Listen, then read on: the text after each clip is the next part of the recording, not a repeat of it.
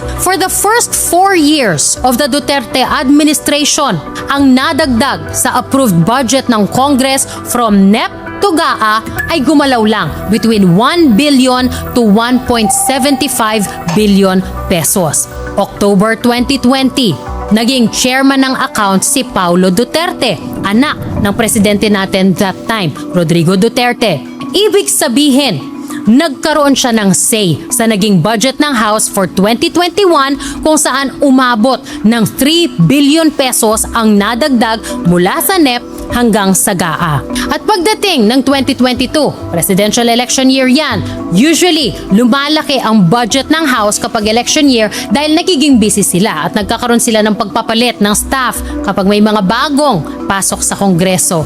So, from 15.57 billion pesos na proposal sa NEP, naging 21.57 billion pesos ang budget ng Congress sa GAA. Ibig sabihin, nagdagdag ang Accounts Committee headed by Pulong Duterte ng 6 billion pesos. Medyo nakakagimbal, di ba?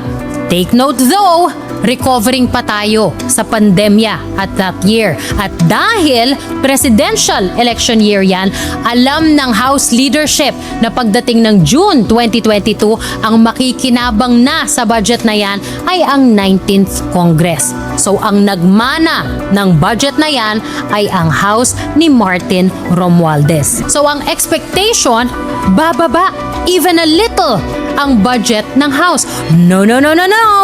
In 2023, the first fiscal year na ang in charge ay ang mag-asawang Romualdez sa budget ng House. From the President's proposal of 15.97 billion pesos, nagdagdag ng 12.04 billion pesos ang mag-asawang Romualdez sa budget ng House. Kaya kumapal ito to 28.01 billion pesos. Doble pa sa dinagdag ng House when Pulong was chairman of accounts. And in just 2 years, in 2025, lumobo to 33.67 billion pesos ang budget ng House. Pinakamalaking paglobo from NEP to GAA in history.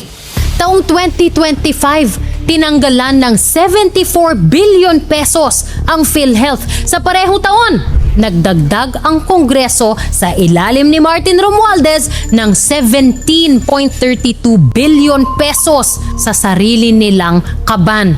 Tinalo pa yung sariling record niya in 2023 na 12 billion pesos na patong from NEP to GAA.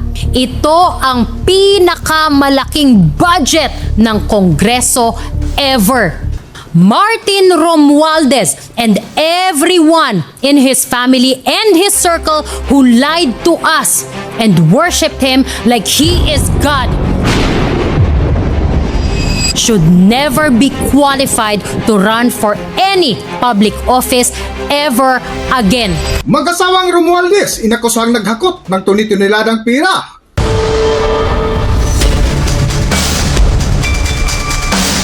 Welcome back to Kaakibat TV. Hindi pa rin mawala-wala sa kwentuhan hanggang ngayon ang naganap na pangingikil o extortion di umano ng Peanut Gallery Media Network o PGMN founder Franco Mabanta kay dating Speaker Martin Romualdez ng higit kumulang 300 million pesos na nagresulta ng entrapment dahil di umano sa demand ng grupo na may ilalabas na video laban kay Martin Romualdez dahil sa isyu ng kickbackan sa kontrobersya ng flood control scandal. Ngunit nang mapanood ng ilang netizens ang nasabing video, ay maraming napakomento na nagsabi na walang sustansya at walang smoking gun ang kwento sa nasabing video para maidiin si Martin Romualdez. Daduda ng iba na ito ay isang scripted series na kwento para unti-unting pabagsakin at idiin si Martin Romualdez bilang mastermind sa dambuhalang nakawan sa kaban ng bayan na naitala sa kasaysayan ng Pilipinas sa panahon ni Pangulong Ferdinand Marcos Jr. na ngayon ay itinuro ng Office of the Ombudsman na si Martin Romualdez ang pasimono o mastermind sa nakawan sa kaban ng bayan. Si former House Speaker Martin Romualdez ang mastermind ng flood control scandal ayon sa Office of the Ombudsman. At ang sabwatang Romualdez at Saldico daw ang ugat ng iskandalo. Pero si PBBM tila absuelto. Narito ang exclusive agenda report ni Joash Malimban. acting in conspiracy kung ilarawan ng Office of the Ombudsman ang nangyaring korupsyon sa flood control projects sa pagitan ni former House Speaker Martin Romualdez at puganteng si Zaldico. Ayon sa complaint affidavit na isinampa ng Office of the Ombudsman noong April 20, tinatayang aabot sa 56 billion pesos ang umano'y ill-gotten wealth na nakuha ng dalawa mula 2022 hanggang 2025. Sa mga panahong ito, House Speaker si Romualdez habang chairperson ng House Appropriations Committee si Ko. Ayon sa affidavit, coordinated acts ang ginawa ng dalawa. Kung pagbabasihan daw ang mga ebidensya kasama ng statement ng mga lumutang na witnesses, tila inimpluwensyahan o inudyukan ni Romualdez si Ko na manipulahin ang public infrastructure funding. Nagsabuatan daw sina Ko at Romualdez sa pagbuo ng sistema para makakolekta ng kickbacks mula sa mga proyekto. Kabilang daw dyan ang naging pag-amin ni Ko na mayroong monthly quota na 2 billion pesos na regularly ay idinideliver daw sa mga property na pagmamayari ng dating House Speaker. Ayon sa affidavit, by virtue of his position and authority bilang Speaker, si Romualdez daw ang nag-udyok kina Ko at iba pang public officials na gumawa ng umano'y acts necessary to implement the scheme. Kabilang daw dyan ang identification at insertion ng project sa national budget, ang pamamahala sa kanilang approval at funding at ang imposition and collection ng kickbacks. Pero paninindigan ng Office of the Ombudsman sa complaint affidavit, hindi ligtas sa krimen si Ko, lalo na't active and knowing daw ang kanyang partisipasyon. Ayon sa affidavit, si Romualdez ang tinuturong mastermind ng flood control scandal. Kabilang sa mga pinagbasehan nito ang mga statement ng naglahong Senate witness na si Orly Gutesa at publicly posted videos ni Ko kung saan ikinanta niya si Romualdez at pinsan nitong si PBBM, pero hindi kasama ang Pangulo sa complaint affidavit matapos ang investigasyon ng Ombudsman. Sa unang bahagi nga ng video na aking ipinakita ay ang kwento kung gaano kadami ang bilyong piso na dapat makinabang sana ang taong bayan. At dito naman sa ikalawang bahagi ng ating video ay ipakita naman natin kung gaano kadami ang di umano'y nakulimbat ng mag-asawang Romualdez na sina dating Speaker Martin Romualdez at Yeda Romualdez. Ito'y alinsunod sa video na inilabas ng Peanut Gallery Media Network na kung mapansin mo ay milya-milya ang layo kung ikumpara sa budget di umano nang natanggap ng anak ni dating Pangulong Duterte na si Congressman Pulong Duterte. Para sa buong kwento, narito ating panoorin ang video. Narito ang video. And when I'm done with this episode, kayong lahat na mga ipokrito dyan sa Kongreso, mga walang bayag, palaga ng mali at tumulong pagtakpan ang mga kalokohan dyan dahil nakinabang kayo. Kayong lahat na mga tunay na traidor sa Pilipino na nagbigay ng boses sa duwag humarap sa mga taong ginawa niya ng kamalian. All of you will owe all of us, the Filipino people, an apology because I'm coming for your God. It is time to pick apart and take down the dirty house he built on insatiable greed for money and power. Mabuhay ang Kongreso ng Taumbayan, mabuhay ang Pilipinas. Ferdinand Martin Romualdez, welcome to the show. Well. Uminom muna kayo dahil papunta na tayo sa nakakaiyak at marami pa tayong dapat kalkalin para mapuno ang halos 22.4 billion pesos na MOOE budget ng Congress for 2025. Yan siguro ang dahilan kung bakit paborito ni Martin at Yeda Romualdez ang MOOE. Kaya between 2022 to 2025, tumaas ng 8.8 billion pesos ang MOOE allocation ng Congress. Ang pera ng bayan ay hindi para sa pansarili, pakinabang ng ilan. Tungkulin natin bilang mga kinatawan na tiyakin ng bawat piso ay para sa katunlad at kapakanan ng ating kababayan. I'm sorry. May nabago ba sa trabaho ng mga congressman na hindi natin alam? May nabago ba sa mandato nila para kailanganin nila ng halos 9 billion pesos na karagdagang MOOE budget? Sabi ni Congressman Leandro Leviste, dapat tayo maging transparent saan napupunta ang 18.58 billion pesos na MOOE budget ng House of Representatives.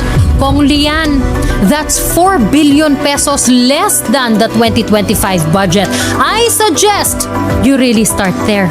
And if the trend sa pag-transfer ng pera from personnel services and capital outlay to MOOE continues like before, madadagdagan pa yan ng 1 to 2 billion pesos. Malalaman natin kapag lumabas ang audit report ng COA for 2025 in the next months. Mahirap nga ba na i-report lahat ng expenditures? For reference, ganito kadetalyado ang reporting sa paggastos sa Canada at ganito naman sa US. Sure, nire-require ng batas na once a year pinapublish ang itemized list ng mga pondo na nabigay sa mga congressman at nagastos nila. Pero, meron na ba sa inyo na nakakita niyan sa Philippine Star? Broadsheet ha? Hindi man lang yung online version na madali nating magugugel. Bakit hindi gawing available ang itemized list of amounts paid to and expenses incurred for each House member sa COA website? If you go to the COA website, 2020 lang ang naka-upload doon. And if you want a copy of the more recent reports, well, kailangan mong i-request at magbabayad ka ng 5 pesos per page para sa hard copy, 20 pesos per report para sa electronic copy, piso para i-authenticate nila yan, pati delivery fee, sagot mo pa. Pera natin yan. Pero lahat na lang ng pagpapahirap para makakuha tayo ng kopya ng report kung paano ginamit ang pera na yan, aba ginawa na nila. I-request mo pa? Ikaw pa magbabayad? My God! Diniscuss ni Martin sa speech niya kung paanong napapasa ang budget para ipakita na wala daw siyang kasalanan o wala siyang role sa korupsyon. Well, it's important to note that during the leadership of Martin Romualdez, nangyari ang pinakamalaking pagtaas ng budget ng House of Representatives mula sa proposal ng Executive Department sa National Expenditure Program o NEP hanggang sa mapasa ang National Budget o ang General Appropriations Act o GAA. Between 2016 to 2025, the budget of Congress in the NEP o yung proposal ng Office of the President increased from 7.79 billion pesos to about 16.35 billion pesos. That's a 109.8% increase, a difference of 8.55 billion pesos. From 2020 to 2025, naglalaro lang ang budget ng Congress sa NEP between 14 to 16 billion pesos. For the first 4 years of the Duterte administration, ang nadagdag sa approved budget ng Congress from NEP to GAA ay gumalaw lang between 1 billion to 1.75 billion pesos. October 2020, naging chairman ng account si Paulo Duterte, anak ng presidente natin that time, Rodrigo Duterte. Ibig sabihin, nagkaroon siya ng say sa naging budget ng House for 2021 kung saan umabot ng 3 billion pesos ang nadagdag mula sa NEP hanggang sa GAA. At pagdating ng 2022, presidential election year yan, usually lumalaki ang budget ng House kapag election year dahil nagiging busy sila at nagkakaroon sila ng pagpapalit ng staff kapag may mga bagong pasok sa Kongreso. So, from 15.57 billion pesos na proposal sa NEP, naging 21.57 billion pesos ang budget ng Congress sa GAA. Ibig sabihin, nagdagdag ang Accounts Committee headed by Pulong Duterte ng 6 billion pesos. Medyo nakakagimbal, di ba? Take note though, recovering pa tayo sa pandemya at that year. At dahil presidential election year yan, alam ng House leadership na pagdating ng June 2022, ang makikinabang na sa budget na yan ay ang 19th Congress. So ang nagmana ng budget na yan ay ang House ni Martin Romualdez. From the outset of the 19th Congress, we committed ourselves to a singular purpose: to be the vanguard of progress, the custodians of justice, and the architects of a future where every Filipino, regardless of station, as access to opportunity, security, and dignity. We have not wavered. We have not faltered. Together, we have rewritten what is possible. Tapos na ang election year. So ang expectation, bababa even a little ang budget ng House. No. In 2023, the first fiscal year na ang in charge ay ang mag-asawang Romualdez sa budget ng House. From the President's proposal of 15.97 billion pesos, nagdagdag ng 12.04 billion pesos ang mag-asawang Romualdez sa budget ng House. Kaya kumapal ito to 28.01 billion pesos. Doble pa sa dinagdag ng House when Pulong was chairman of accounts. And in just 2 years, in 2025, lumobo to 33.67 billion pesos ang budget ng House. Pinakamalaking paglobo from NEP to GAA in history. Taong 2025, tinanggalan ng 74 billion pesos ang PhilHealth. Sa parehong taon, nagdagdag ang Kongreso sa ilalim ni Martin Romualdez ng 17.32 billion pesos sa sarili nilang kaban. Tinalo pa yung sariling record niya in 2023 na 12 billion pesos na patong from NEP to GAA. Ito ang pinakamalaking budget ng Kongreso ever. Sa sobrang garapal ng pagtaas, pati ang Senate pumalag na. Interesting.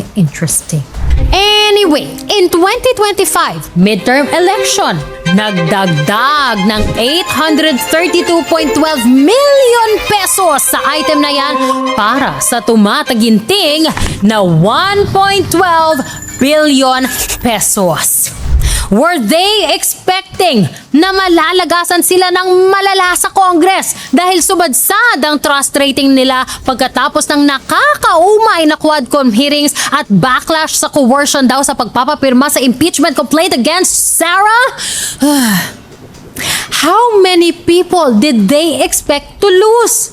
And why did they add 278.67 million pesos more sa terminal leave for 2026? Hindi naman yan election year.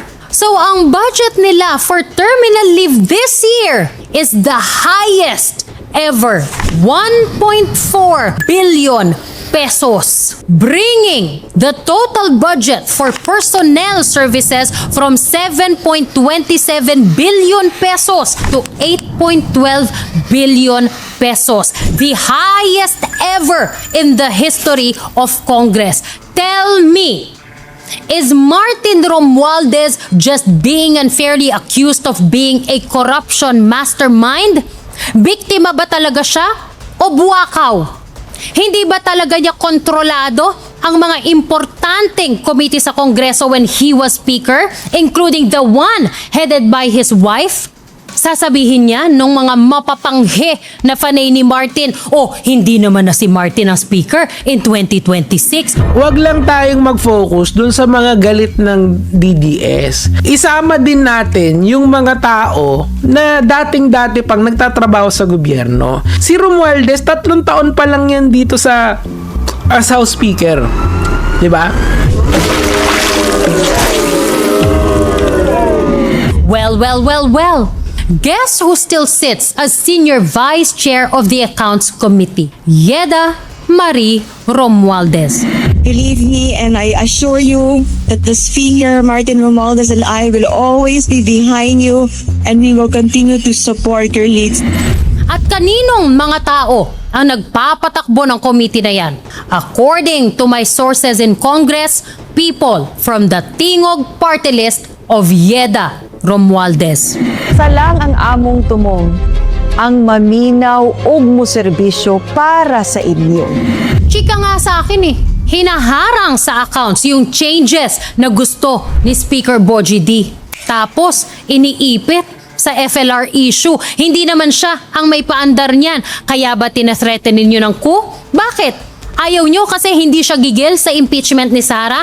Ayaw ninyo kasi hindi nakakalusot yung mga gusto ninyong investigation katulad na lang ng sa Dolomite Beach. Ayaw sakyan yung pamumulitika ninyo dyan kaya hindi kayo makapaldo. Dahil nga sa kanya kaya tumaas kahit konti ang trust rating ng Congress. Tapos gusto ninyong palitan? Batuhin ko kaya kayo dyan ng mga arinola.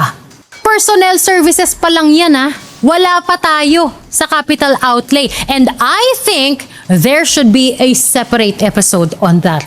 But for now, let's go to the more controversial MOOE.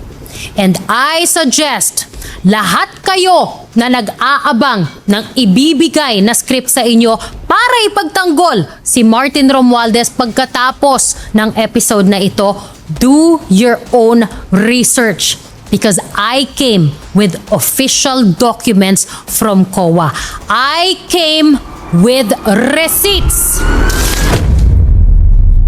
Traveling expenses. Pasok dito yung gastos sa local na biyahe ng mga congressman at secretariat at support staff for official functions and investigations. Pati ang airfare and transportation allowances kapag umuwi sa districts nila ang mga congressman o baka papunta sa bundok. Kasama din, yung iba kasi dyan sa Congress, sa bundok nagre-research, yung kanilang mga staff, allegedly. Kasama din yung mga official na biyahe nila abroad. And by the way, nasa speaker din kung sino ang gusto niyang kasama sa mga overseas trips. May pocket money pa daw yan between $1,000 to $2,000. Ibig sabihin, accommodation, transportation, pati pocket money, sagot natin yan. From 1.6 billion pesos in 2022, naging 2.58 billion pesos in 2025. Tumaas by 950 million pesos in just 3 years. Pero kung titingnan natin ang amount sa COA report, nasa 500 to 560 million pesos lang ang actual na nagagastos on this item every year between 2022 and 2024. So bakit nagdagdag ng 400 million pesos para sa budget sa 2025? Dahil eleksyon? Kailangan may appearance si Best Speaker of the House. 1.12 to 1.6 billion pesos ang difference between what's in COA's record and the GAA budget. Saan ni-realign ang difference na yan? Is there a way na makita natin lahat yan o tanggapin na lang natin na nasa Martin Luther Fund na yan? Ang training and scholarship from 42 million pesos in 2022 naging 64 million pesos in 2024 at naging 94.53 million pesos in 2025. So between 2022 to 2025, tumaas ang budget dito by 52 million pesos. Ang justification sa 2024 COA report, tumaas ang budget kasi tumaas daw ang fee sa face-to-face trainings, conventions, and seminars. Explain to us then, bakit ang gastos for years 2022 hanggang 2024 na nasa COA report, nasa 3.95 to 6.5 million pesos lang? Ano ang basehan ng 94.5 million for 2025? Halos 88 million pesos na diferensya sa reported sa COA at sa budget sa GAA. Kayong mga empleyado ng mga congressman, alam ba ninyo na may ganyang kalaking budget para dyan ng Congress? Nagamit nga ba ninyo yan?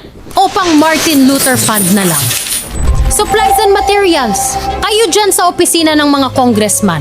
Ilang beses kayo nagpaluwal ng sarili ninyong pera para sa bond paper, sa tape o kahit sa ballpen. Alam ba ninyo na from 524.77 million pesos in 2022, naging 1.34 billion pesos ang budget para sa supplies and materials in 2025? Pero ang ginastos dyan sa 2024, 84.79 million pesos lang of the 939.87 million peso budget that year. Tapos nagdagdag ng 400 million pesos for 2025. Sabihin na nating umabot sa 120 million pesos ang gastos sa 2025 kasi hindi pa natin alam dahil wala pa ang COA report. Pero ilagay na natin sa 120 million. 1.22 billion pesos pa ang matitira. Again, saan kaya nirealign yan? At ang mas mahalagang tanong, how sure are we na walang nagamit dyan sa eleksyon? Dahil kung staff ka ng incumbent at gumamit ka halimbawa kahit kalahating rim ng bond paper para mag-print ng campaign materials, aba, violation ng election code na yan. Misuse of public fund na yan. Graft na po yan. May sumilip na ba dyan? Masisilip ba yan? O lost na to the Martin Luther Fund? Utility, oh my God, utility. Kuryente at tubig. In 2022, ang budget dyan ay 485.47 million pesos. Ang nagastos, according to COA records, 105 million pesos. May bills ito May bills, may kopya. In 2023, naging 125 million pesos ang actual recorded spending sa COA report. 2024, bumaba at 113 million pesos lang ang nagastos. Kahit na tumaas to 854 million pesos ang inilagay na budget dyan. So bakit ang budget na nilagay ng mag-asawang Romualdez para sa utilities for 2025 ay 1.35 billion pesos. Bumaba na nga ang bills ng 2024, particularly ang kuryente according to the COA report dahil may energy conservation measures daw dyan sa house. May solar panels at nagkaroon ng solar-powered streetlights. So bakit nagdagdag ng 500 million pesos para sa utility ng 2025? Steady lang ang utilities between 100 to 125 million sa mga naunang taon. Tapos magdadagdag kayo ng 500 million pesos? Bakit? Saan mapupunta yung 1.23 billion pesos na sobra? May mga temperature controlled volts na ba na matakaw sa kuryente kaya budget ng Congress na lang ipapasa ang bill? Oh my gosh. Para ba yan sa Martin Luther Fund? Wala akong sinabi. Communication. Ito yung budget para sa telepono, internet, tsaka postage and courier services. From 2022 hanggang 2024, ang actual na gastos dito nasa 274 million pesos lang hanggang 280 million pesos. Steady lang.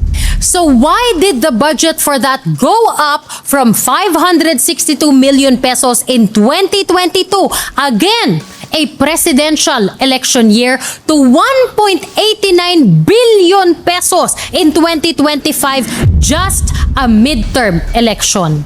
280 million lang sa nakaraang taon ang liquidated for this item sa record ng COA.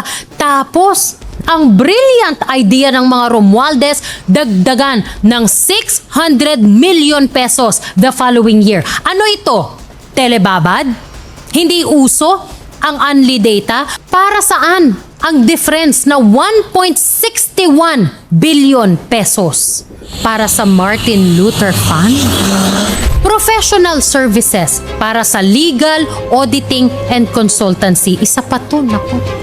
Ang bulk niyan nasa consultancy services para tumulong sa pag-draft ng mga bills at mag-research. 5.9 billion pesos ang budget in 2025. Mas mataas ng 800 million pesos compared sa 2024. Between 2022 hanggang 2025, tumaas ang budget dyan by 976.74 million pesos. Consultancy ha? Sana auditing staff ang kinuha ninyo para tumino kayong lahat dyan. Ayaw nyo sa auditors? Halatang allergic kayo no? Sa mga auditors kasi hindi mapupunta sa Martin Luther Fund kapag maraming auditor. Ito pa, general services, mga janitor, security. Wow! From 214.96 million pesos noong 2022, tinaas ang budget para dito to 425 million pesos in 2025. Excuse me po, 130 million lang ang pinakamataas na ginastos ninyo dyan according to COA, and that was in 2023. In 2024, bumaba pa yan to 104 million pesos kahit tumaas by 14 million pesos ang budget sa GAA. Why then did they add 175 million pesos para sa 2025? Tapos, from 425 million pesos, bumaba ulit to 297.5 million pesos ng 2026. Kahit tapatan pa natin ang pinakamalaking nagastos dyan na 130 million pesos. Dagdagan pa natin ng 10 million pesos dahil election year 2025. Baka kinailangan ninyo ng tagalinis, pati ng mga konsensya ninyo. 425 minus 140. May 285 million pesos pa na sosobra. Nagdagdag ba kayo ng security? Nagdagdag ba kayo ng janitorial staff? 'Di ba? Nabawasan pa nga ang trabaho nila dahil pinagbawal na mag-collect sila ng basura from the offices ng congressman. Magkano po ang sweldo ninyo dyan, mga janitor, mga security sa kongreso? Alam ko po, naka-agency kayo. Pero mga ma'am, mga sir, kayang-kaya hong doblehin ang sweldo ninyo dyan dahil may budget for it. Naramdaman niyo po ba yon? Sana man lang po, naambunan kayo ng budget na yan kasi meron po, may pera. Ginamit yung item ninyo para pakapalin ang budget ng Congress. Pati item ninyo ginamit. Naramdaman niyo po ba?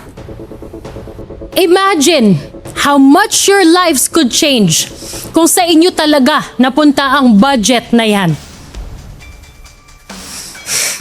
Kung ako po sa inyo, mag-iiwan po ako ng patay na daga sa vent ng mga swapang dyan kasi buwisit talaga sila. Pati janitor, security, kinukupitan pa. Grabe na nga yung trabaho ng mga tao na yan.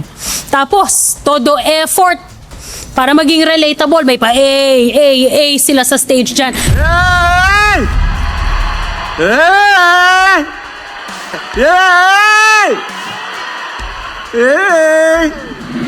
Tapos ganyan ang trato ho sa inyo ng mga janitor. Gago. Napakagago ho. 'Di ba? Sana sa inyo napunta. Hindi sa Martin Luther Fund. 'Di ba? Repairs and maintenance from 611 million pesos in 2022 naging 975 million pesos ang budget sa 2025. Ang ginastos ng house dito in previous years hindi man tumaas sa 21 million pesos. In fact, in 2024 nasa 13.22 million pesos lang.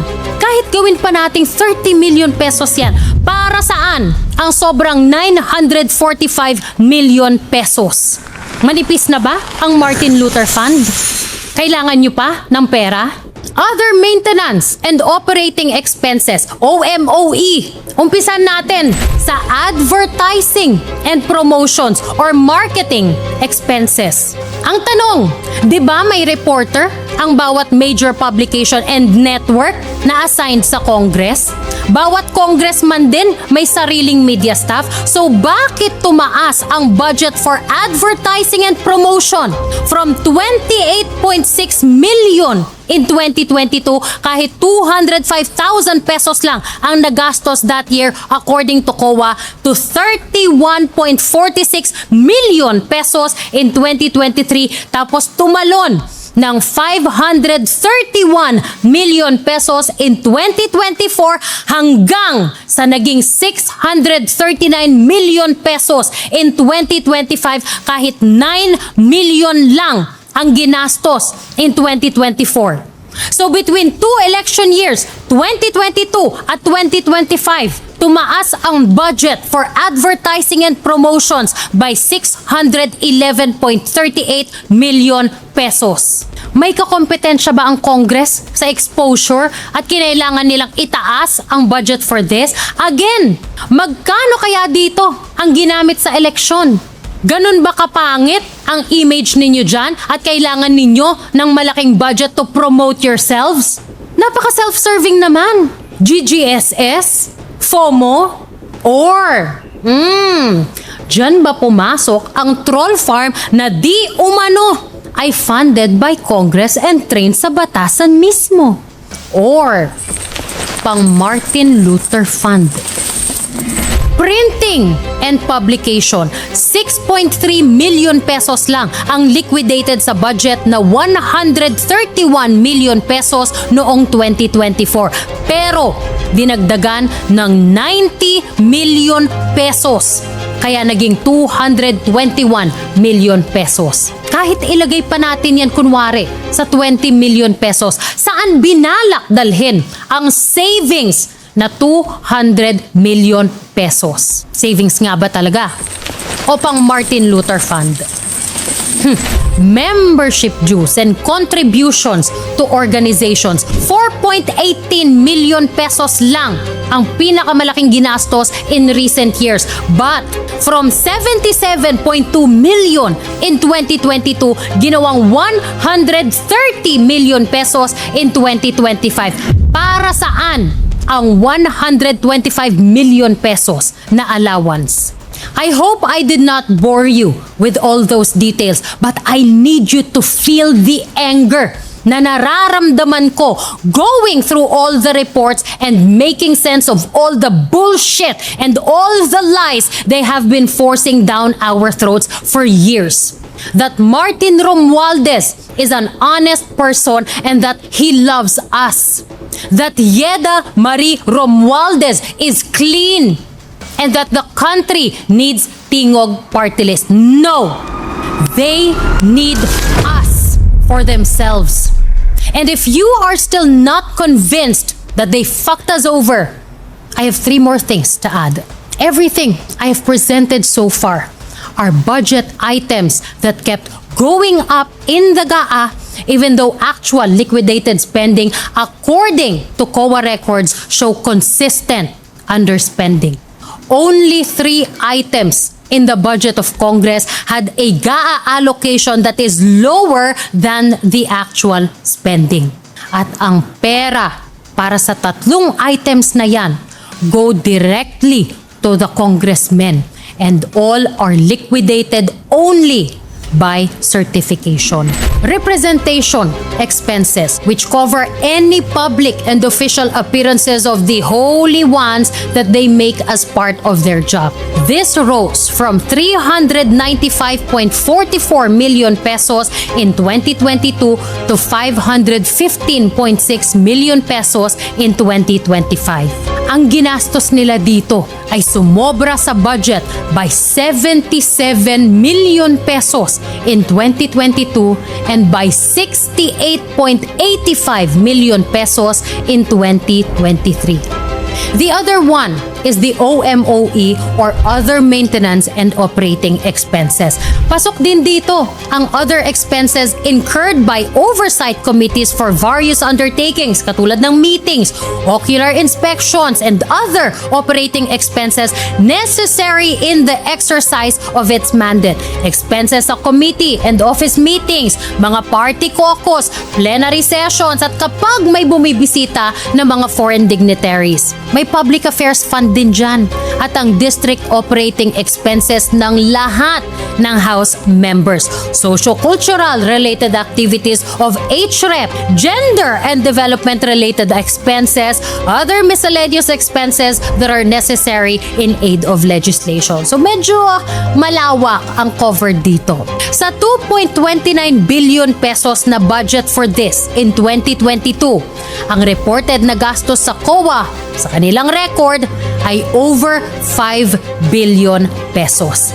They kept the budget for it at 2.9 billion pesos in 2023, but they actually spent over 6 billion pesos. I wonder how much they spent sa item na ito in 2025 dahil tinaas nila ang budget to 4.32 billion pesos. Saan exactly ginastos ang mga ito? Hindi natin malalaman. Wala namang resibo eh. And the other one is the confidential intelligence and extraordinary expenses. EME. Ito po covers expenses for meetings, seminars, and conferences. Yung official entertainment, di ko alam kung ano yun. Public relations, educational, athletic, and cultural activities, contributions to civic or charitable institutions, membership in government associations, membership in national professional organizations duly accredited by the PRC. Madami ito. Membership pa sa IBP, subscription to professional journals as if naman binabasa nila, pati mga informative magazines, library books, mga materials, office equipment and supplies, and other similar expenses not supported by the regular budget allocation. The budget for this in 2022 was 1.467 billion pesos. Ang ginastos, 4.98 billion pesos. A difference of 3.51 billion pesos. In 2023, naging 1.6 billion pesos ang budget. Pero ang ginastos, 4.96 billion pesos. A difference of 3.36 billion pesos. And in 2024, a budget of 1.7 billion pesos. Pero ang ginastos, 5.4 billion pesos. A difference of 3.7 billion pesos. The budget remained the same in 2025 but went down by 266.47 million pesos this year. Kung babalikan natin ang kopya ng MOOE budget ng bawat congressman, mabilis lang pong maubos yan. Madali lang for them na i-liquidate yan. Kulang pa nga yan para sa totoong gastos nila sa districts pa lang. Kung matino ang congressman ha. So yung pagpalag sa request ng COA na i-liquidate ang gastos sa MOOE via official receipts and documentation instead of just certification, ang may problema dyan ay yung nasa leadership. Ang may problema dyan ay yung ayaw makita na ginamit nila sa pamumulitika ang budget na yan o ginamit nila for expenses other than what they were for. Ang papalag dyan ay yung nagmamalabis sa paggamit ng budget na yan. Hindi pa nga natin nasilip ang totoong napuntahan ng capital outlay. Magkano ginastos sa renovation ng Romualdez Hall? Magkano ang ginastos nung pinalitan yung damo sa helipad? Magkano ginastos sa pagsasaayos ng Mitra Hall, ng Women's Legislators Room, ng hall entrances? Hindi pa nga natin nasisilip yung mga kontrata, yung bidding para sa mga yan. Magkano ang ginagastos every day sa buffet sa Speaker's Social Hall, Appropriations Chair Office, tsaka sa Accounts Office? Magkano pa buffet sa office ng majority at minority leaders, sa South Lounge, yung mga pakain kapag may committee hearings, yung bidding sa office supplies, construction, tsaka renovation works, SONA production, ang dami pa po nating hindi nasisilip. Lahat yan dumadaan sa accounts. Kay Yeda Marie Romualdez. I'd like to sit down with the governor and see what he needs and how we can also help, diba? And how we can work together as a first nominee of Tingog. I want to talk to him kung ano yung mga needs in Eastern Samar, what we can do to help, and how can we create a better relationship also. Magkano dyan ang napupunta lang sa Martin Luther Fund? Sa sobrang dami ng pera ng Congress, kapag tumambay ka daw sa land bank dyan, kahon-kahon nilalabas ang pera. As much as 200 million pesos a day. Accounted for ba lahat yan? Babalikan ko ang tanong ko kanina, with the pattern na nakita natin sa budget ng Congress, lalo na sa ilalim ni Martin Romualdez. Can you honestly say that the savings being realigned to and within MOOE are legitimate savings and that there is no padding or over-appropriation happening? Savings must be incidental to execution. Hindi po ito dapat designed into the budget. Ang dami na nga ninyong perks eh. Hindi pa enough? Samantalang yung mga tatay ng mahihirap na pamilya natatanggalan ng dignidad sa pagpila para sa ayuda sa gasolina, kayo pataas ng pataas ang budget.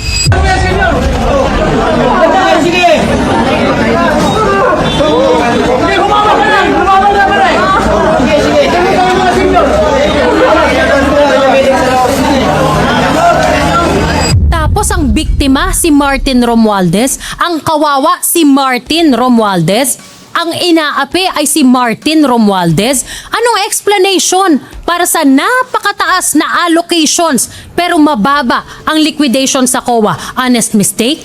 Late reporting? Nasaan ho ang mga resibo ninyo? Dapat kayo ang may disallowance kung transparency lang din ang pag-uusapan. Meanwhile, taon-taon, pataas ng pataas ang cash in bank ng Congress. 3.95 billion pesos in 2019. Nadagdagan ng 220 million in 2020 kaya naging 4.17 billion.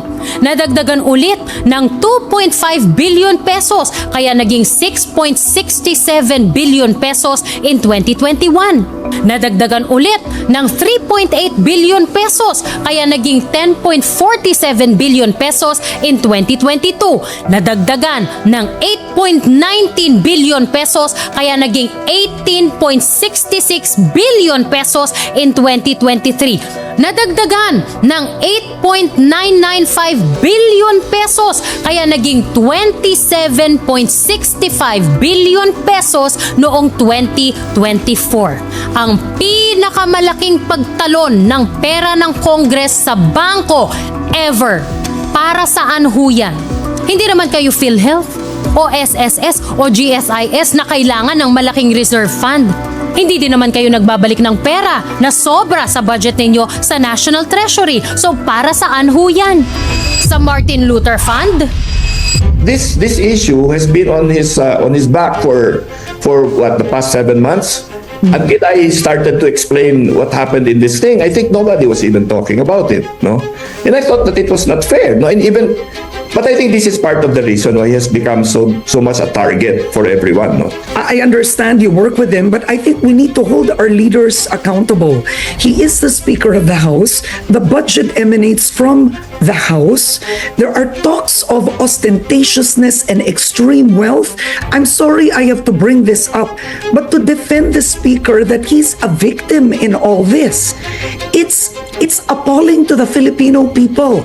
I mean, Congressman, it's very difficult to defend Martin who was in power unless he submits his salad. He explains. Stepping aside, I don't think is enough for the Filipino people. I mean, it's not personal to me.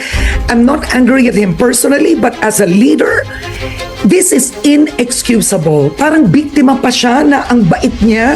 Naniniwala ba kayo na posibleng makasuhan at makulong si Martin Romualdez? Pwede. Kasi bakit nila pinakasuhan si Revilla at pakulong nila? Bakit hindi? Di ba? ICI also, yun lang ang problema kasi sabi nila i-livestream nila, hindi nila livestream. Kawawa yung ICI. Sinabi ko na when I was in Europe, mag-resign na kayo, mga inutil kayo. Naiwan na lang ngayon si former Justice Andy Reyes. I mean, di naman siya makaresign, di ba? Di ba? Technically, that is already inutil. As of July 29, parang 80 plus billion yung hindi na ma-release out of 209 na insertion ng House of Representatives. Kasi yung mukhang kaduda-duda. Yung iba na-release yun. So meron siyang ginawa. Hindi totoo na wala siyang ginawa. Otherwise, di pinalusot na yun, di ba? Yes, sir. So the fact na pinaaral sa akin, pinakuha yung records, unang-una, the fact na hinold. So merong ginawa. When Congress distorts the budget, it also distorts fiscal planning. Dahil ang economic managers natin, binabase yung deficit programs, yung borrowing programs, yung expenditure targets natin on the figures in the GAA.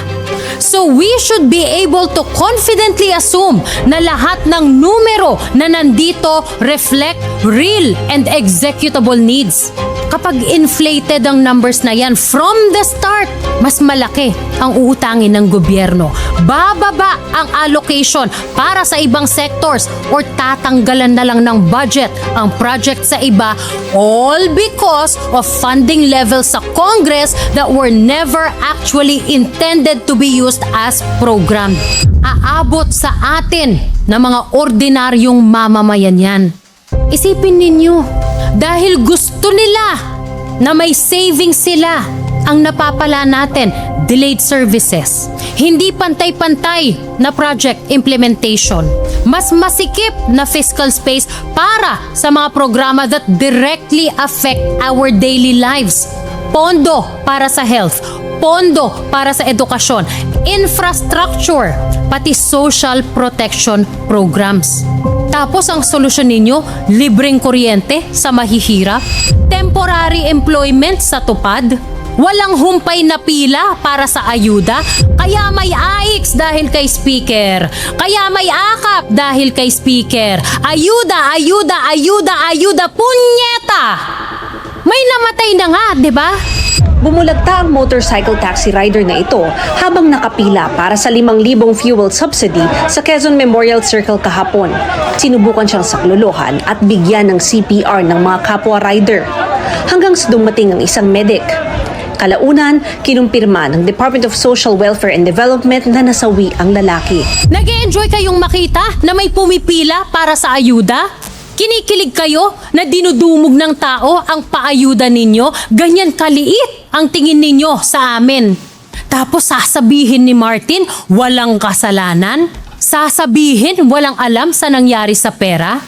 Pero sabi niya, no speaker can personally control every committee. Sige nga, try to throw your wife under the bus. Kasi kung hindi mo magagawa yan, then you cannot make us believe malinis ka sa naging kalokohan sa committee ng best friend mo na si Zaldico. Lalo't bilyon-bilyon din ang unjustified increases sa budget ninyo sa Congress dahil sa asawa mo. Lahat ng ma-associate sa'yo nasisilipan ng bilyon-bilyong halaga ng anomalya. Yan ba ang biktima? Yan ba ang hindi mastermind? Sa lagay na yan, buwakaw ka.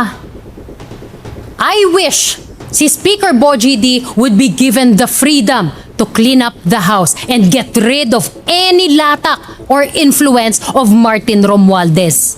Sabi ni Martin sa message niya, matagal na siya sa politika. Madami na siyang nakita at narinig. Madami daw siyang alam.